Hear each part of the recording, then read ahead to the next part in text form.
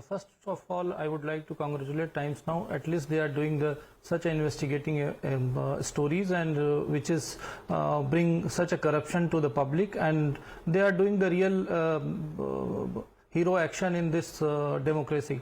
So nobody can defend it, and it is obviously it is a lack on the cyber security aspect. And we have heard that cyber security expert has said that there are multiple agencies who are working outside the India just to demolish and to tarnish the our government character. That is why they are doing. But nobody can defend this particular act.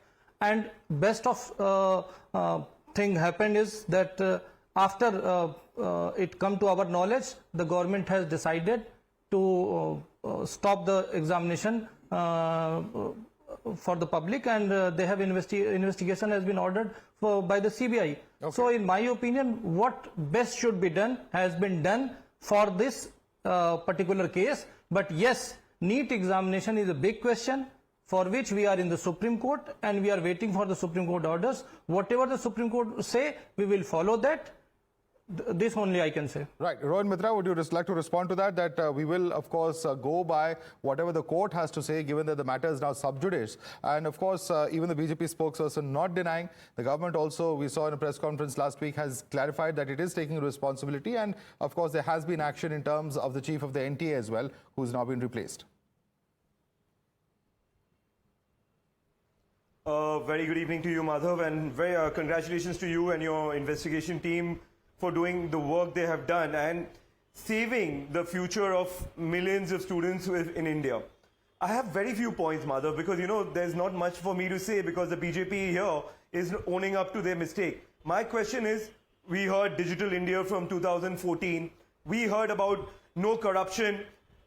So my question is, Digital India failed India. Corruption has come out in the open. Who is responsible? Who is accountable? This is a political process. I mean, you know, when you're saying the Ministry of Education is responsible for this whole NTA, bringing up this NTA, removing the earlier system, and saying that the system is foolproof.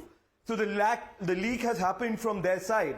So the accountability has to come to the Ministry of Education.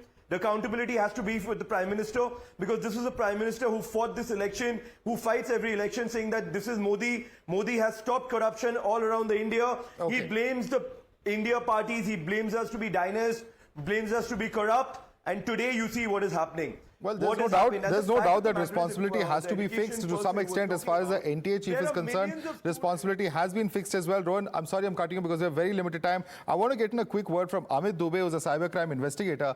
Amit Dubey, what really has to be done from here on to secure the system? Because if there were problems, of course, one of the panelists saying that NTA was not vigilant, but there are others who are saying there are vested interests acting against India's government. The point is that those threats perhaps are well known, but how do we secure ourselves and our education system from such vulnerabilities in the future? So, Madhav, first of all, we need to understand this fact that, yes, this data is PI data, personal anti-fuel information, which is very sensitive. This can be used against these people to commit crime or to dupe them eventually. So, this is open, this is clear. The data was available before exam, that's also clear, and the group, those who were actually discussing about this data, they were discussing in Indonesian languages. So some state-sponsored bodies were involved, some international hackers were involved, that is also clear. Now coming back, what we can do, because there's a critical infrastructure security body, CCIA, PCS in India, which is only to secure critical infrastructures, which involves energy sector, healthcare, banking. I think this NTA should also come under that umbrella. This is also a critical infrastructure for us, because it is impacting millions and millions of people every day, and they are continuously running exams. So even if they are following all security processes, compliances, there is a high probability that there will be state-sponsored actors involved. They'll try to breach it very often, and they'll be always under target. So this is one thing that we need to understand, that it should be considered as a critical infrastructure. Second, the other thing which have been discussed internally, that was there a paper data leak or whether there was some other corruption. I think it will change the investigation process also. Earlier we were discussing that it could be some job of insider or some corruption, but I don't think so. It is little way beyond.